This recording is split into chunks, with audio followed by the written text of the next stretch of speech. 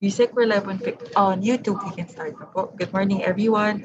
Good morning, Yusek, and to all our media partners. Welcome to Wednesday's Media Forum, April 21. Joining us today is the official spokesperson of the Department of Health, the Undersecretary Maria Rosario Singer. Good morning, Yusek. Magandang umaga po sa inyo lahat. Welcome to our Wednesday's Media Forum. Good morning, Nick. We can start. Morning, ma'am. Morning po. Ma'am, we'll start with a question of Miguel Flores of AFP.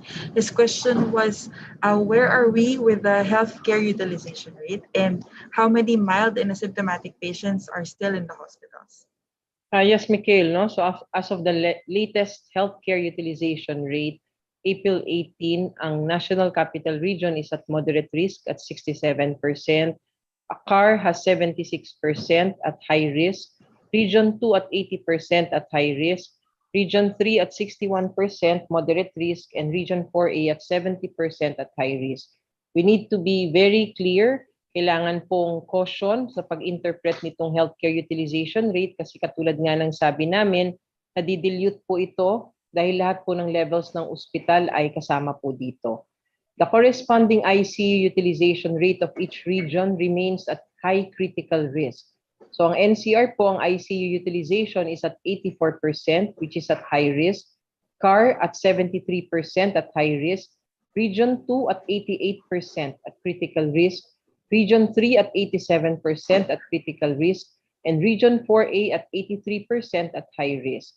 So as of April 18 also, ang atin pong mga ospital, especially here in the NCR, comprises yung kanilang admissions ng mga mild at asymptomatic, which is still at 41%. Thank you, Yusek. Next question po. How many mild and asymptomatic patients are still in the hospitals?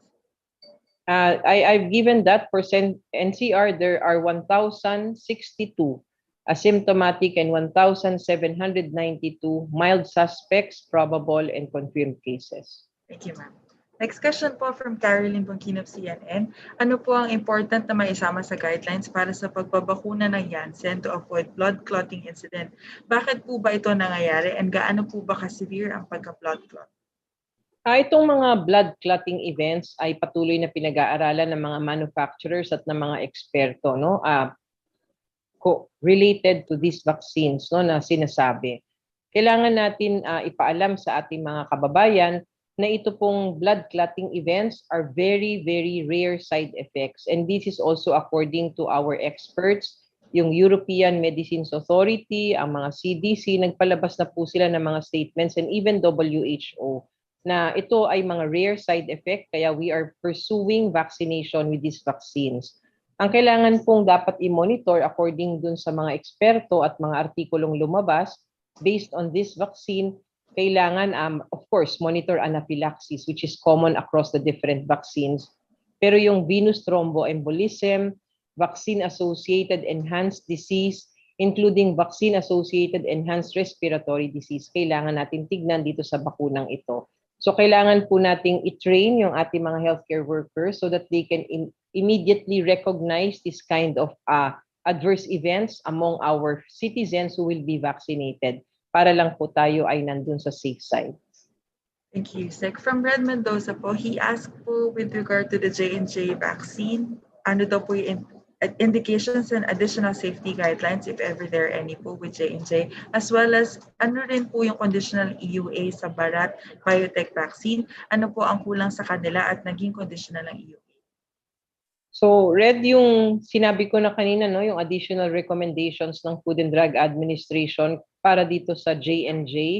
And sinabi nga nila, kailangan i-train natin yung ating mga vaccination teams para easily they can recognize this kind of adverse events among those who will be vaccinated by this specific vaccine.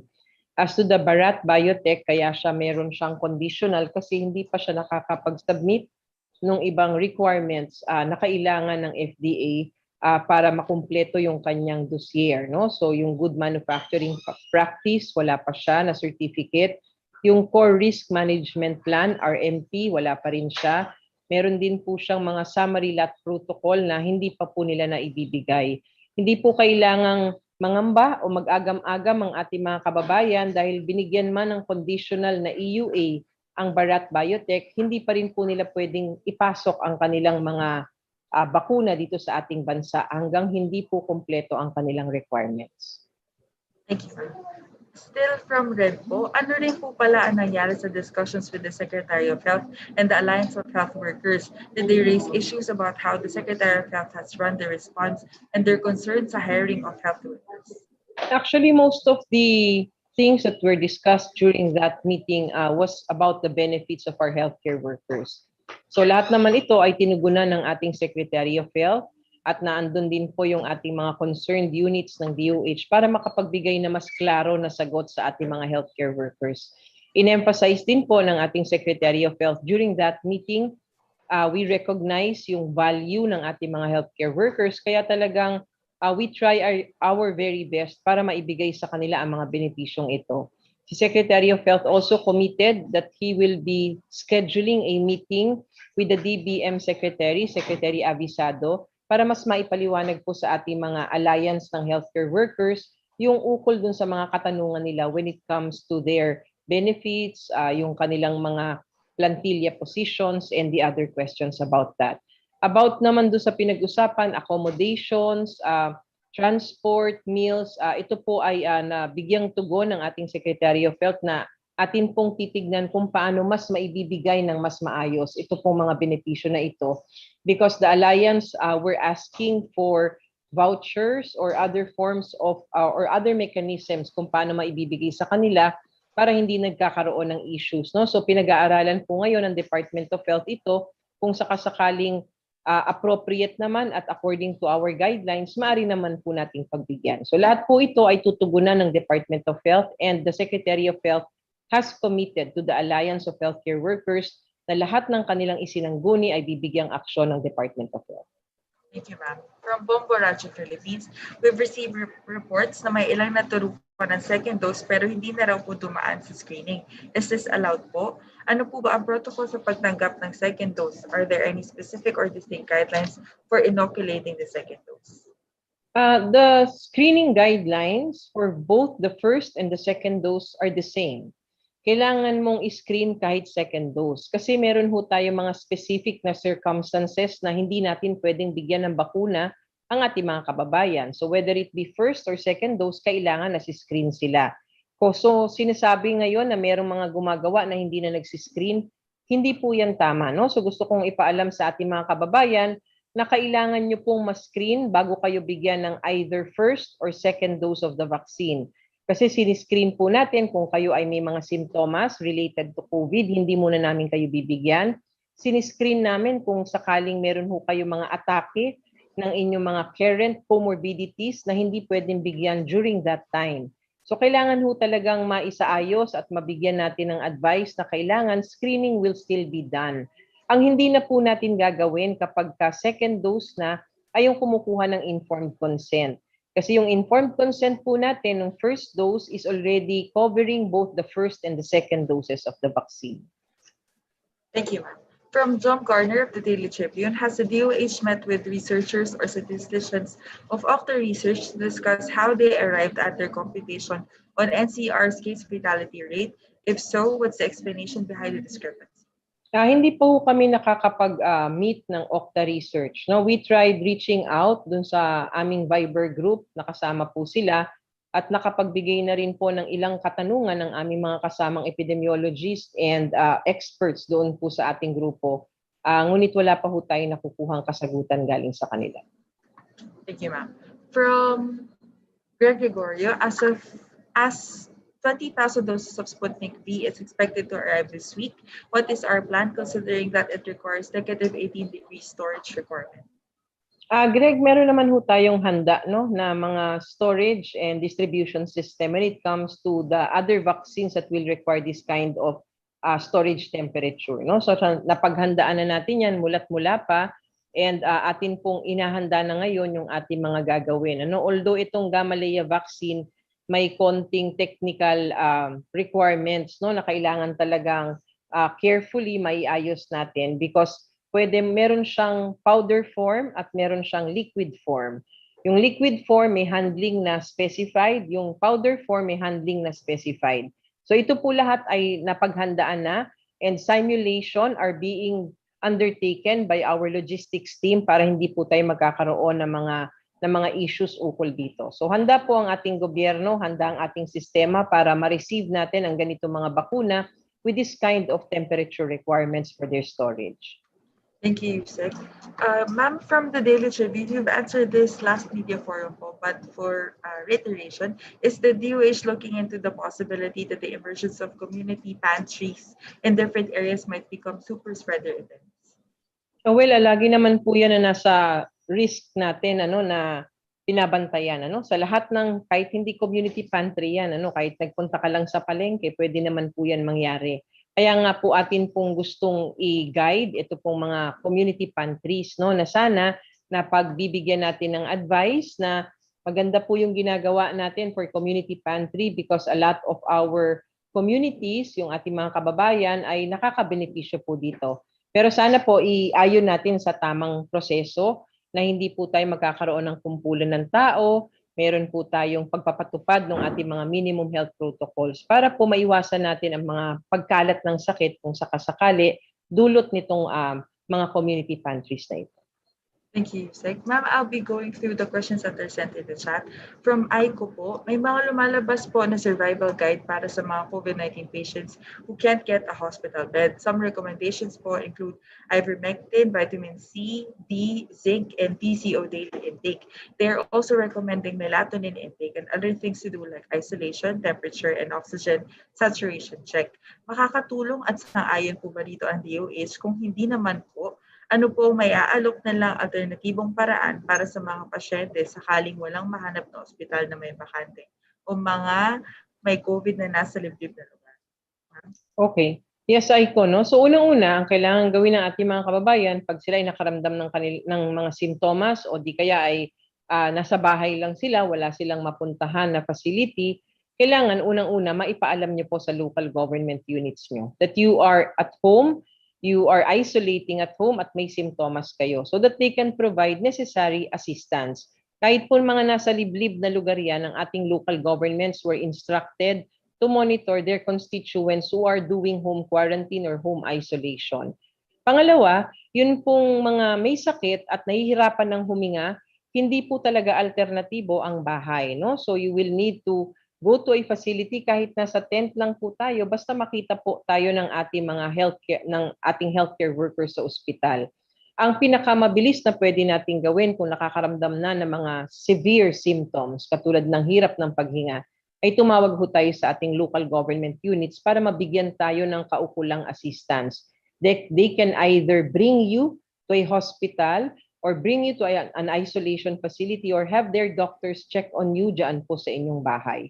Pangatlo, yung mga iniinom po ng mga sinasabing home care kit, vitamins and all, ayan naman po ay wala naman tayong problema dyan because vitamins can help you improve on your immune system. Pero may ibang mga gamot na kahalo na wala pa ho tayong batayan, wala pa tayong ebidensya para gamitin ito. So I'm advising our citizens, ang atin po mga kababayan, kung kayo ay nasa bahay at gusto nyong may iniinom tayo just to support our immune system, doon lang po tayo sa rehistradong gamot at saka yung subok na at may ebidensya na pwede nating gamitin. As for the other drugs na sinasabi ni Aiko, katulad ng mga melatonin, VCO, ivermectin, hindi pa po kumpleto ang mga ebidensya dito sa mga supplement at saka gamot na mga ito para masabi natin that we can use it at home without the directions of our physician. So kailangan lang po talaga na mapagbigay alam natin sa ating mga kababayan na atin pong maging maingat sa pag-take ng mga gamot dahil hindi po natin alam kung makakabigay sa inyo to ng harm rather than the benefit that we are expecting. Thank you, ma'am, for the reminders po. From Bons Magsambol from Rappler, may we know why the DOH is now implementing the daily time-based strategy and tagging recoveries? Pag tinignan natin, for the longest time since we've started with this time-based tagging of recoveries, nakita natin that every Sunday natin lang na ibibigay ang malaking porsyento ng mga nakaka-recover dito sa sakit na ito. And base dun sa pag-a-analyze natin, tinignan natin yung epekto nito. So parang nasa-skew yung numbers natin because this is a one-time uploading every 7 days, tsaka tayo nag-upload, nasuskew yung analysis natin. So base po dyan, at saka of course, base po sa instruction ng Secretary of Health, para mas maging accurate yung ating inilalabas na mga numero sa pang-araw-araw, siya po ay nag-instruct sa amin na kailangan araw-araw na po yung time-based tagging. Kaya nakikita nyo, napansin nyo, simula po nung Lunes, araw-araw na pong nakikita natin na malaki yung mga numerong lumalabas. Ngayon yung question po, bakit ang laki pa rin? Basically, kasi tumataas ang kaso and most of the cases are mild and asymptomatic, so marami po makaka-recover. Kaya marami po tayo na itatala ngayon dahil tumataas din naman po ang mga kaso. Okay. Thank you po. From Christian Manyo of DCRH News, government is expecting 194,000 doses of Moderna next month, pero wala pa rin silang EUA application until now. Gagamitin ba ito ng DOH even without the EUA? Definitely no. Hanggat walang EUA ang isang produkto, hindi po pwedeng ipagamit sa ating populasyon. Ang lagi po nating sinasabi, ang ating kasiguruhan or the guarantee for our citizens ng produkto ay ligtas at saka effective or efficacious ay ito pong emergency use authority na binibigay ng Food and Drug Administration dahil pinag-aaralan po nila yan. So kung wala pong EUA ang isang produkto, hindi po makakapasok sa ating bansa at hindi po natin pwedeng ipagamit sa ating mga kababayan. Thank you, ma'am. That's very clear po.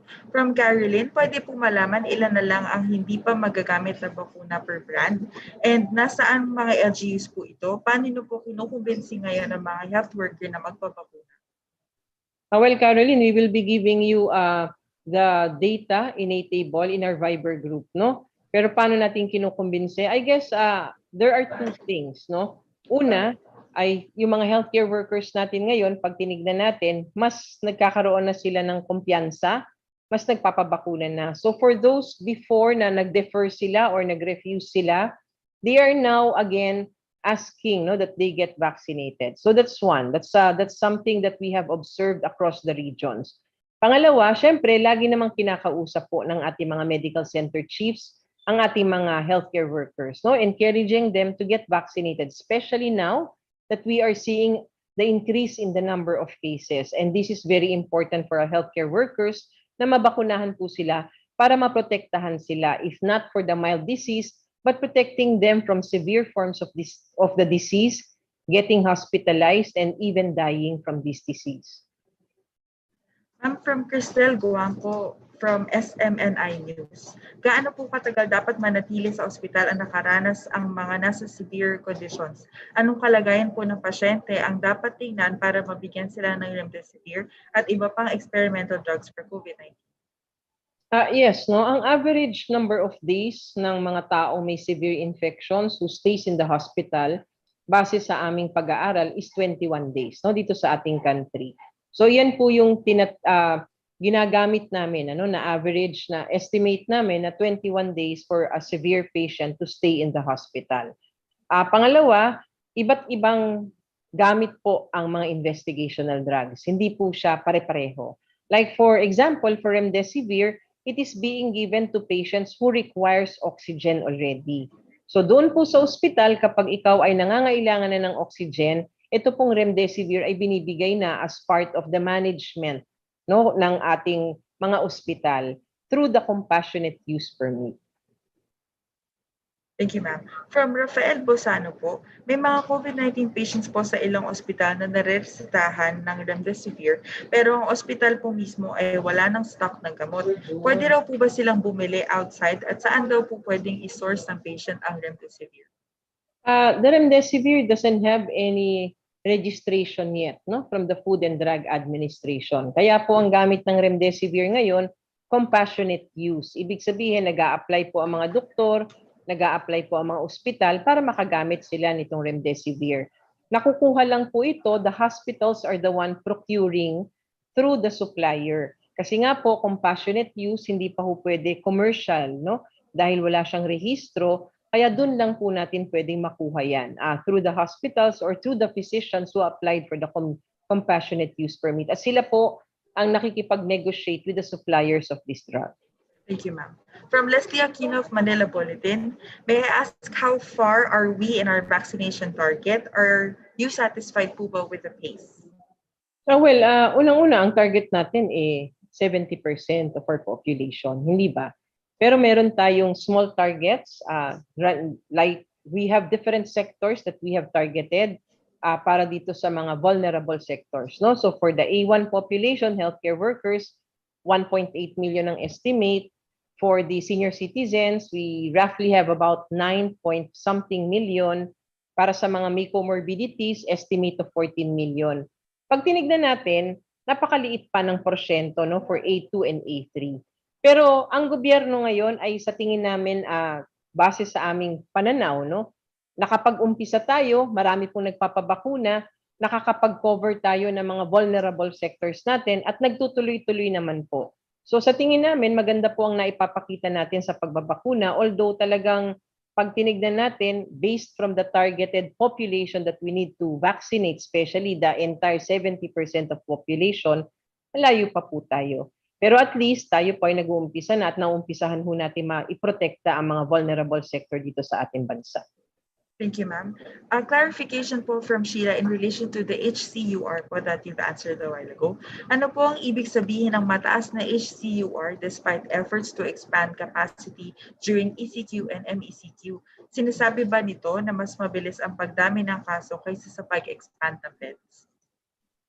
Actually, marami tayong pwedeng tignan, Sheila. Maraming pwedeng factors to affect the HCUR, no? And tama ka, isang aspeto niyan would be the increase in the number of cases. So nakikita natin, stable pa rin tayo, no, na ganito yung naipapakita nating average daily cases natin dito sa ating bansa. Pangalawa, kailangan natin i-considera na within the hospital, pag ikaw ay mild, maaari ka mag-progress sa severe at maaari ka mailipat sa ICU.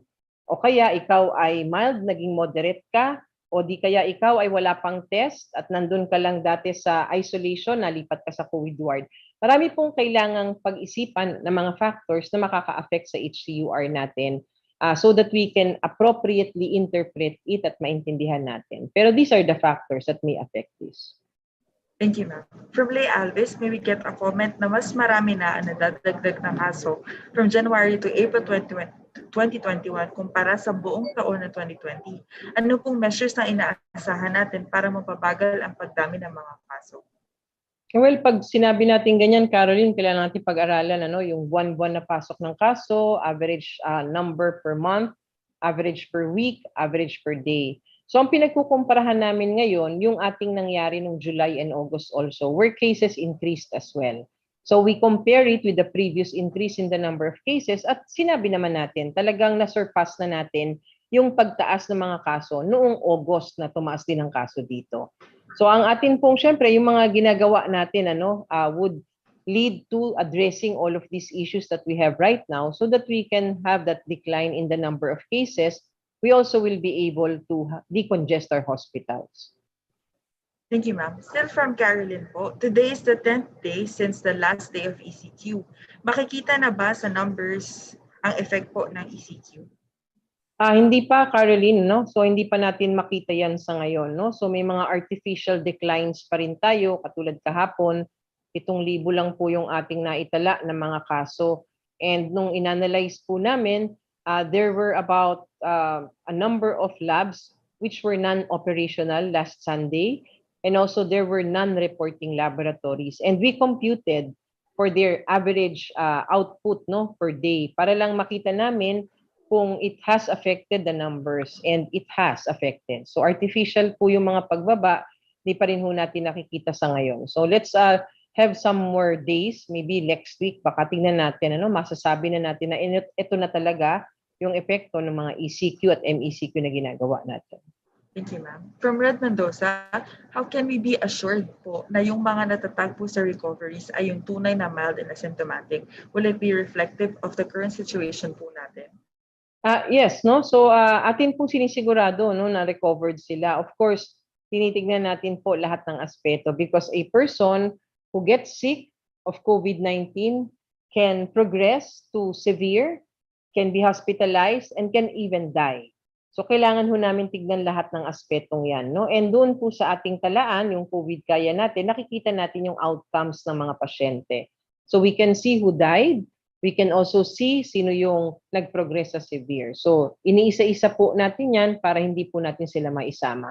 But of course, there are also that room na minsan nagkakaroon ng error, no, based on human error din lang yan. But this would just be a very, very small percentage. And we declare naman dun sa ating narrative every day na kung ano yung mga natag natin dati, for example, na recovered, yun pala active pa rin sila.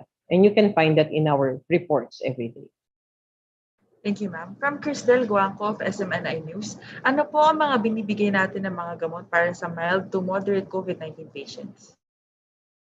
Oh, well, actually, wala naman talagang gamot po, no, na meron ng ebidensya para masabi natin that we can treat COVID-19 with these drugs. Lahat po ng gamot na available ngayon are all investigational.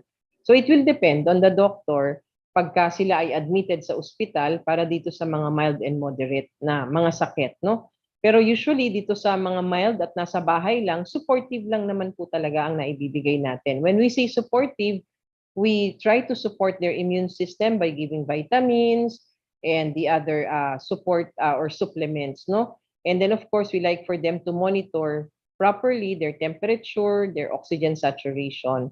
Kapag kailangan na po ng oxygen, nahihirapan ng huminga, kailangan muna magpatingin sa ating mga doktor bago tayo gumawa ng pagbibigay ng oxygen o di kaya baka kailangan na ma-ospital. I'm still from Cristel po. May mga bawal ba na pagkain or inumin or anything na hindi dapat i-take ang mga COVID-19 patients? Also, ano po ang mga kailangan i-set up na pasilidad para sa mga home care services for COVID-19 patients?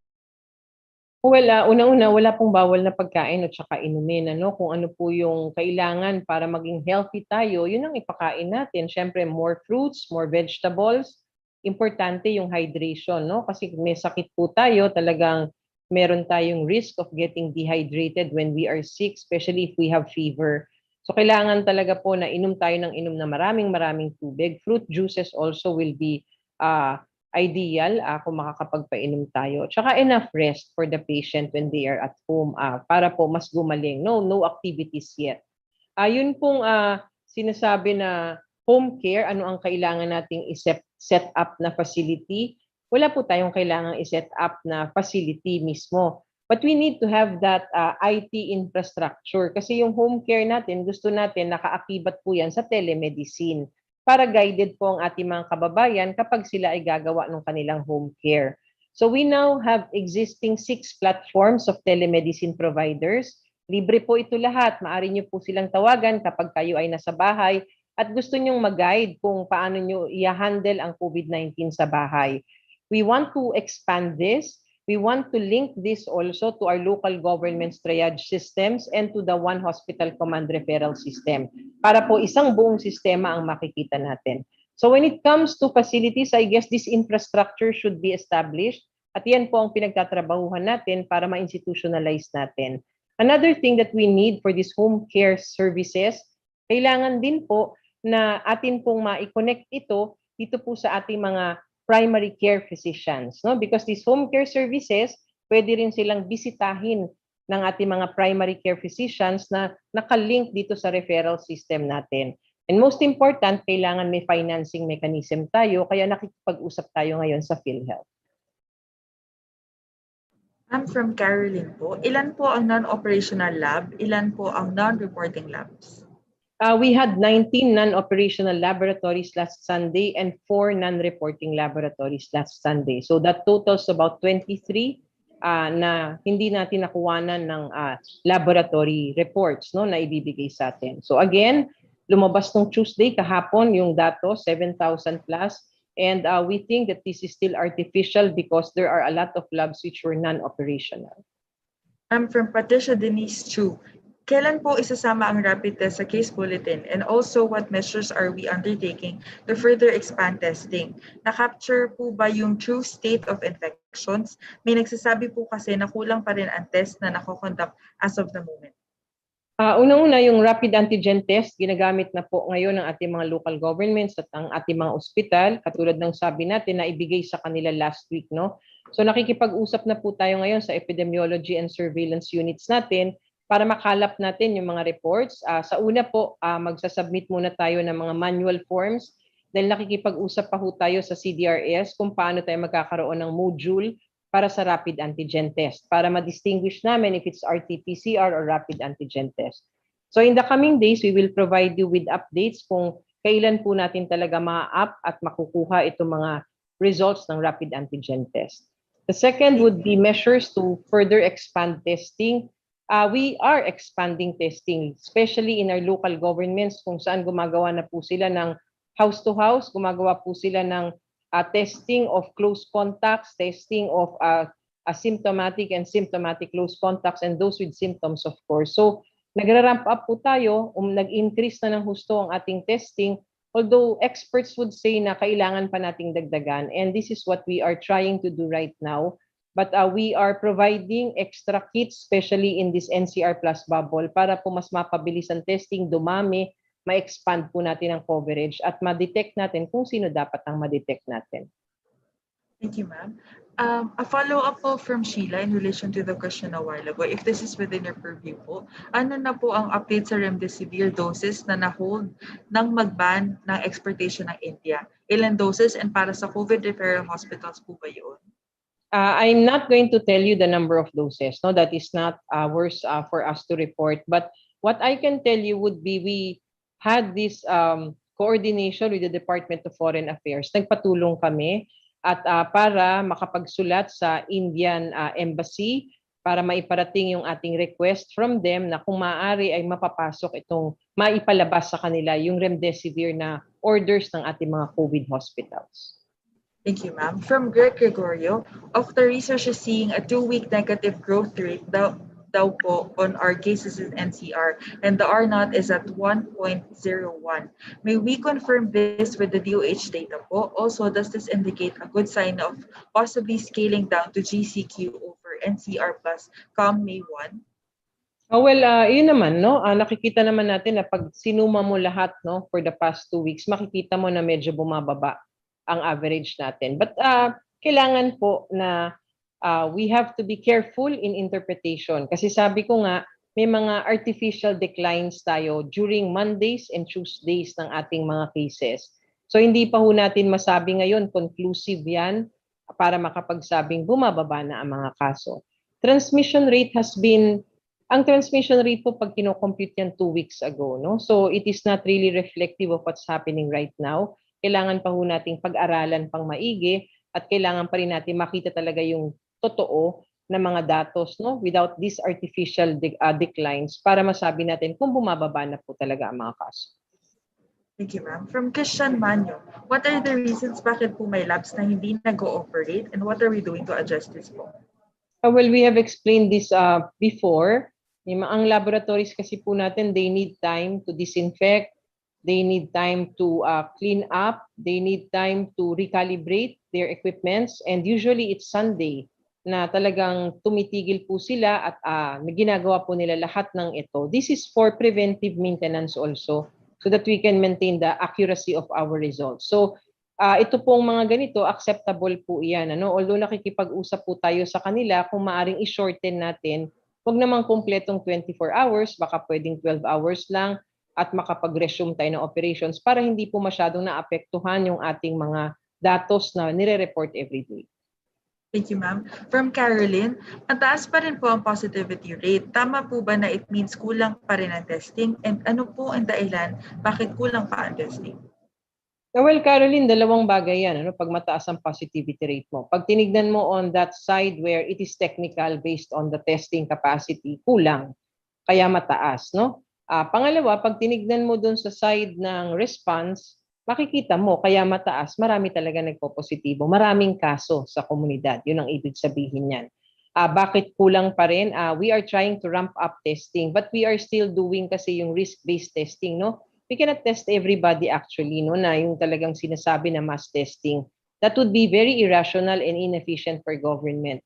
So sa ngayon, ganun pa rin tayo, no? For this NCR plus bubble, nagko-code strategy tayo, nagbabahay-bahay, pwedeng i-test lahat sila. We can use rapid antigen, we can use RT-PCR kung yan po yung nandoon sa area na yan. But as long as we test those who are supposed to be tested, and we isolate them immediately. Yun po yung pinaka-importante. So hopefully in the coming days, makikita natin pag nadagdag na po yung rapid antigen kung paano po tumaas ang ating testing capacity. Yusek, in relation to your answer po, pag hindi nag-operate ang lab ng Sunday, hanggang kailan po maapektuhan ang total case results? Till Tuesday po ba or Wednesday? It's a one-time thing. So if, for example, it's Sunday, it takes for us about 48 hours, no? 24 hours talaga, no? Na nililinis namin, binavalidate ang mga resulta. So halimbawa, yung linggo na nakuha namin ng alas 12 ng hating gabi, lilinisin yan, pag-aaralan hanggang Lunes ng alas 12 ng hating gabi. Kaya lalabas po kami ng Tuesday kinabukasan. So pagka sinabi natin na hindi ka nag-operate ng laboratorio mo ngayong araw at hindi ka nakapag-submit, yung dapat na datos na inilalabas mo araw-araw, hindi makakasama ng Martes. So doon lang po siya naapektuhan on that specific day. Thank you, ma'am. From Gerard Naval, kailan po expected makomplete ang transfer sa TTMFs ng mga mild-moderate cases from hospitals? Is the transfer slower than originally planned and bakit daw po? Itong ginagawa no na step down care sana no na umpisahan na natin. Nagkaroon ng link or memorandum of agreement ang ating mga ospital with specific mega facilities, no? So, for example, ang Amang Rodriguez, meron siyang MOA dito sa isang mega facility, Tondo, PGH, and all. So, nagkaroon ng mga separate pathways ang ating mga ospital so that they can decongest their hospital. So, ngayon, ang ano naman, manageable according to them, ang problema lang natin talaga are ICU beds. I'm from Greg Gregorio. Related to HCUR, ilan po ang mga private hospitals na nabigyan ng notice for non-increasing their bed capacity for COVID response? Are there responses na po from their end? Wala pa ho kaming nakukuha na response at magbibigay po tayo ng information about this in the coming days. From Julia Ornedo Yusek, when can the public expect the vaccination schedule to normalize? Many who have registered for vaccines are still waiting for their LGU to give them their vaccination schedule due to the lack of vaccines. Actually, hindi po kulang ang bakuna, no? So we have provided our local governments with appropriate allocations para po dun sa current nila na mga binibigyan. Kapag kulang, pwede naman ho silang manghingi sa amin para mabigyan natin sila. Pero ang sa tingin ko kung bakit po medyo mabagal ang pagpapatawag for the schedules, marami po kasi. Pag pinag-usapan po natin ng senior citizens, 9 milyon po yan sa buong bansa. So if it's about, halimbawa sa City of Manila, baka libo-libo po ang senior citizens na naka-master list at bago maitawag ng schedule. So ang kailangan po natin gawin ngayon, let's expand our vaccination sites. No? So we're encouraging our local governments nga na baka pwedeng madagdagan pa ang kanilang vaccination sites para mas bumilis po ang pagpapatawag natin sa ating mga kababayan para bakunahan. Isa pa hong ginagawa natin ngayon, nakikipag-negotiate na po sila Secretary Galvez for big vaccination sites katulad po nung sa Nayong Pilipino at doon po sa mga ibang areas pa na na-identify na ng vaccine cluster. So hopefully, ito pong lahat will give us that speed in vaccinations para mas marami na po tayong mabakunahan sa ngayon. Thank you, Yusek. Ma'am, last question po from Mikhail. Panuwans lang daw po kasi level 1 hospitals can only treat mild and moderate cases based on their facilities and equipment. So inevitable that some mild and moderate cases will still be admitted in hospitals. Tama yon, no? So ang level 1 kasi na ospital, hindi sila required na magka-ICU. Okay? So most of the level 1 hospitals, wala silang ICU. So they really cannot manage those patients who are severe and critical. Kaya kapag nagpo-progress na ang sakit, kailangan nang itaas doon sa higher level facility.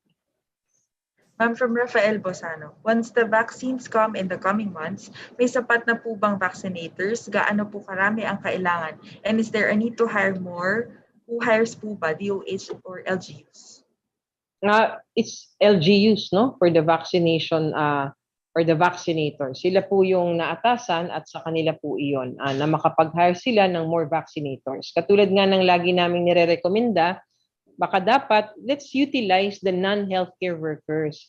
Sila po yung ilagay natin for screening, sila yung ilagay natin for counseling, sila po yung ilagay natin na nagmo-monitor. Basta merong isang overall na doktor na nag-oversee ng bawat vaccination team, no? Tapos yung nurse or yung doctor or yung pharmacist or midwife ang magbabakuna para po magamit natin rationally ang ating mga healthcare workers dahil alam naman natin may may kakulangan tayo sa ngayon. Ano? So across the country, syempre, gusto natin mag-expand, lalo na pag naglagay na tayo ng mga big vaccination sites, kakailanganin po natin talaga ang marami na healthcare workers. And ang maganda dito, nakapag-train na tayo ng mga pharmacists and they can already help us, no? Dito po sa pagbabakuna natin. So that's additional cadres for us.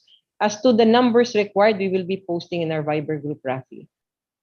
Thank you, ma'am. I believe you have reached the last part of our media forum. Ma'am, if you have any reminders po to the public, through the media po. Salamat, sir. Yes, we just like to thank you again, all of you. Alam namin katulong po namin kayo sa pagpapakalap ng tamang impormasyon sa ating mga kababayan. So gusto lang ho natin magpaalala sa ating mga kababayan at tuloy-tuloy pa rin dapat ang ating pag-comply with the minimum health protocols. Palagian pa rin po mag-mask at mag-face shield. Do the physical distancing. Huwag pumunta sa matataong lugar. Stay at home kung wala naman pong gagawin sa bahay. And always know the right information and share it with your neighbors, your family, and the whole community. So, ngayon po na nagbabakuna na tayo, sana po mahikayat pa po natin ang mas maraming kababayan natin na magpabakuna. Tandaan po natin, dekada na po na subok ang pagbabakuna ay isa sa mga pinaka-effective na public health measures. At nakikita rin po natin na itong pagbabakuna ay isa sa pinaka-importante aside from the minimum health standards na ginagawa natin para makatulong sa pagtigil nitong sitwasyon na meron po tayo sa ngayon. Sana po hindi na lang po natin iniisip ngayon ang ating sarili kapag nag-isip tayo kung babakunahan tayo o hindi. Isipin din po natin na kung ano man ang maging desisyon natin, it will affect you, your family, and the community and the entire country. So, sana po magtulong-tulong po tayo para maibsan na po natin ang sitwasyon natin ngayon. Thank you very much to all of you and thank you, Nick. Maraming salamat po, Yusek. And to